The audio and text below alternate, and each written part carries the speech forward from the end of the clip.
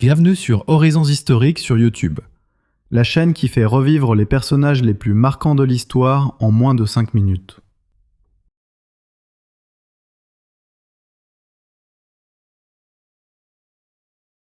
Gengis Khan est l'un des personnages qui ont le plus profondément transformé l'histoire du monde.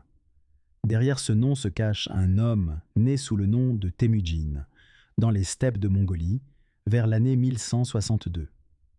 Les historiens situent généralement sa naissance près de Delun Boldog, dans les monts Khenti, au nord-est de la Mongolie actuelle, non loin de la rivière Onon, même si la date et le lieu exact restent discutés. Temujin naît dans une famille noble de la steppe. Son père s'appelle Yesugei, chef du clan des Borjigin, et sa mère se nomme Heulun. Une légende mongole raconte qu'il serait né le poing serré autour d'un caillot de sang, signe d'un grand destin de chef de guerre. Cette image forte accompagne souvent les récits de sa vie. Pourtant, son enfance est tout sauf une histoire de prince protégé. Vers l'âge de 8 ou 9 ans, son père est empoisonné par des ennemis tatars. Le clan abandonne alors la veuve et ses enfants, qui tombent dans une grande misère et doivent en survivre en chassant et en pêchant dans les steppes. Dans ce contexte très dur, Temujin apprend tôt la faim, le froid, la violence. Pour s'imposer comme chef parmi ses frères, il en vient à tuer son demi-frère Bekter lors d'une dispute. Ce geste brutal choque aujourd'hui, mais il montre aussi à quel point la lutte pour le pouvoir et la survie est féroce dans la Mongolie de l'époque. Peu à peu, Temujin arrive à rallier autour de lui quelques compagnons fidèles. Très jeune, son père avait négocié pour lui un mariage avec une jeune fille d'un clan allié, Börte.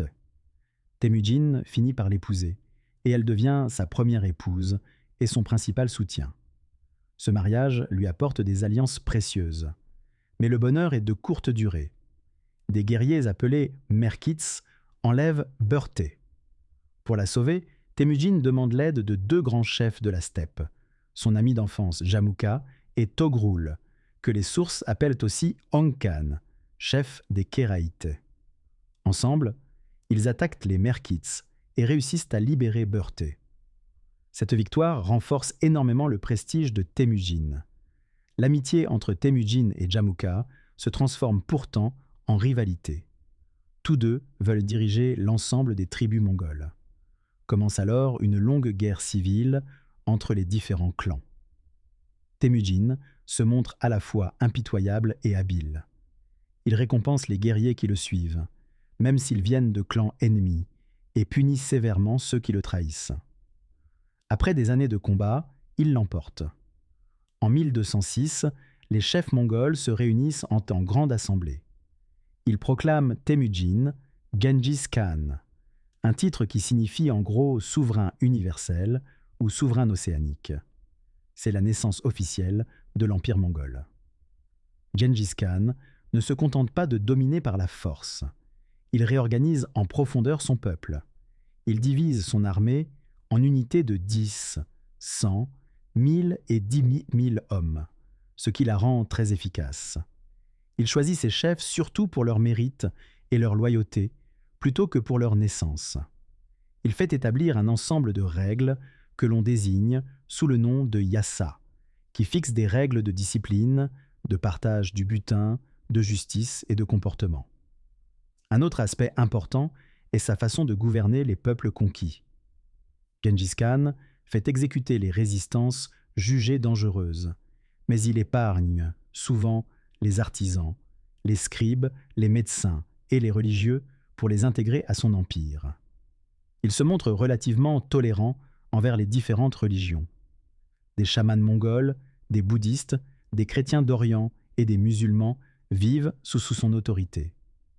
Ce qui compte pour lui, ce n'est pas la foi des gens, mais leur capacité à servir l'Empire. Il met en place un système de relais de postes à cheval, appelé yam, qui permettent aux messages et aux ordres de circuler très vite sur de grandes distances. Sur le plan militaire, Gengis Khan joue un rôle gigantesque. Il commence par attaquer ses voisins immédiats. Il mène des campagnes contre le royaume de Xia occidental, puis contre la grande dynastie Jin au nord de la Chine. Ces cavaliers armés d'arcs puissants se déplacent à une vitesse impressionnante et utilisent des tactiques de feinte et de retraite simulées qui surprennent leurs adversaires. Ensuite, ils se tournent vers l'ouest et attaquent l'empire du Khwarezm en Asie centrale, après que des marchands mongols ont été tués dans une ville de cet empire. La vengeance de Gengis Khan est terrible. De nombreuses villes sont détruites, des populations entières massacrées. Ses armées poussent jusqu'au Caucase et aux steppes de Russie. Par la fin de son règne, son empire s'étend de la Corée jusqu'aux frontières de l'Europe orientale et au golfe Persique. C'est le plus vaste empire continu de toute l'histoire. Cette expansion s'accompagne de destructions énormes, mais elle a aussi un autre effet. En réunissant sous une même domination une grande partie de l'Eurasie, Gengis Khan rend plus sûres les routes commerciales entre la Chine, le monde musulman et l'Europe. Les marchands, les techniques, les idées, les inventions comme la poudre ou la boussole circulent plus facilement. Les historiens parlent parfois de Pax Mongolica pour désigner cette période d'échanges intensifiés. Dans sa vie privée, Gengis Khan reste très lié à Burté, son épouse principale. Ils ont 4 fils qui jouent un rôle essentiel dans la suite de l'histoire. Jochi reçoit des terres vers la Sibérie et l'Ouest, à l'origine de la future Horde d'Or. Chagatai obtient un vaste territoire en Asie centrale. Ögedei est désigné pour succéder à son père comme Grand Khan.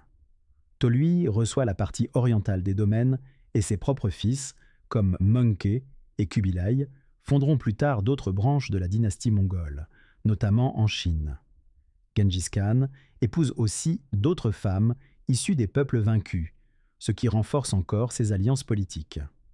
En 1227, Gengis Khan meurt alors qu'il mène une nouvelle campagne contre le royaume de Xia occidental, dans le nord de la Chine, près de l'actuelle région de Yinchuan. La cause exacte de sa mort reste inconnue. Des récits tardifs parlent d'une chute de cheval, d'une blessure de guerre ou d'un complot. Mais les études modernes penchent plutôt pour une maladie grave, peut-être de type peste, sans certitude définitive. Son lieu de sépulture est lui aussi un mystère. Les traditions mongoles situent sa tombe dans la région sacrée de Burkhan Khaldun, mais aucune découverte archéologique n'est venue le confirmer. Autour de lui se sont tissées de nombreuses anecdotes. On raconte par exemple qu'il ordonna que sa dépouille soit ramenée secrètement en Mongolie, et que les soldats qui avaient escorté le cortège funèbre furent ensuite tués pour garder le secret. Cette histoire est célèbre, mais elle n'est pas confirmée par des sources certaines et doit être considérée avec prudence. De même, plusieurs phrases célèbres lui sont attribuées. L'une d'elles dit en substance qu'il est plus facile de conquérir le monde à cheval que de le gouverner une fois descendu de selle. Ce que l'on retient surtout de Gengis Khan, c'est donc une figure profondément ambivalente. Il est à la fois un unificateur de tribus dispersées, un chef militaire de génie, un organisateur efficace et un conquérant responsable de violences immenses.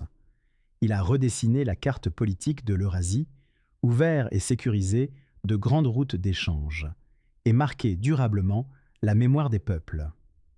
En Mongolie, il reste aujourd'hui encore le père fondateur de la nation, tandis qu'ailleurs, son nom évoque autant la peur des invasions que la naissance d'un monde plus connecté. Tu veux encore plus d'histoires incroyables ? Alors like la vidéo et abonne-toi pour ne rien rater.